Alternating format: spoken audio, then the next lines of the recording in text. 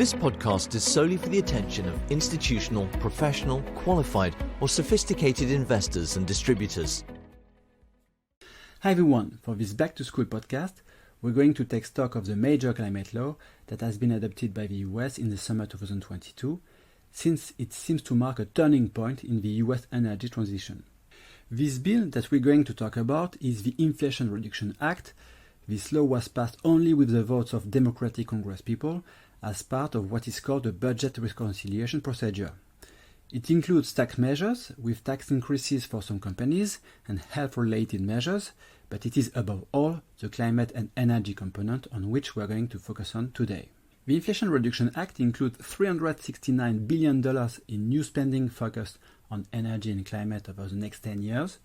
There are really a lot of distinct spending items in this law, and it is important to look at this bill in detail to appreciate the extent of progress. The Inflation Reduction Act's biggest portion is about $260 billion in tax credits related to clean energy.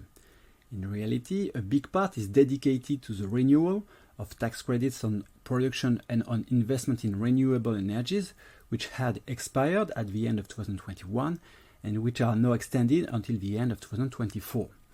This includes the production of electricity via wind, solar, biomass, and also the production of hydroelectricity. Another tax credit has been extended over time.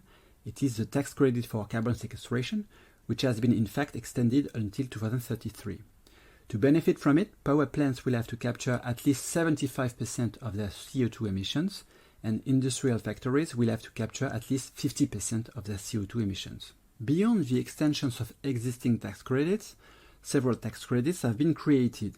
A tax credit on the production of clean hydrogen, that is to say hydrogen produced with a process that does not emit more than 4 kilos of CO2 per kilo of hydrogen, has been created for 10 years. The extent of the tax credit per kilo of hydrogen will therefore depend on the degree of cleanliness of the production process. Other tax credits have been created for the production of nuclear electricity, but also for the domestic production of solar panels, wind turbines, batteries, and essential minerals for clean energy.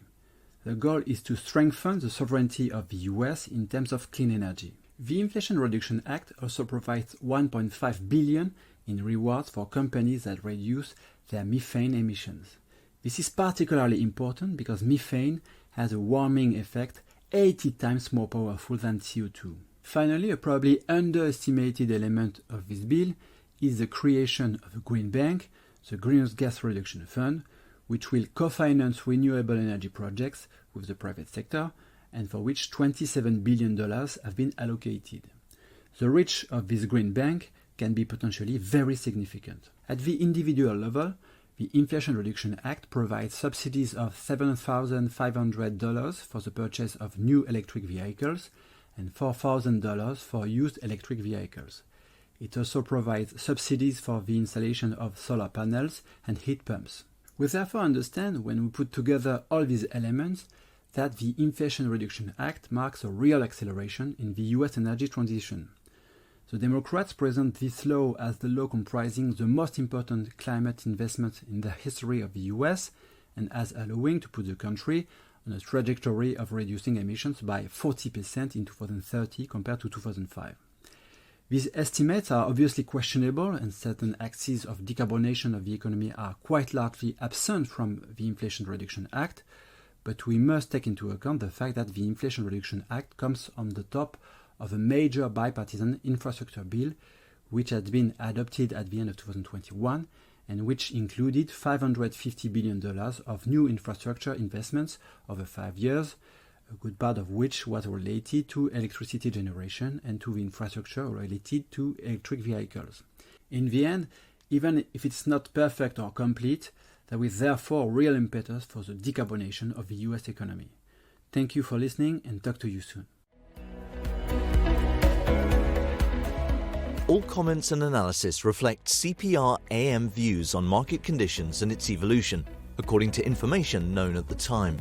As a result of the simplified nature of the information contained in this document, that information is necessarily partial and incomplete.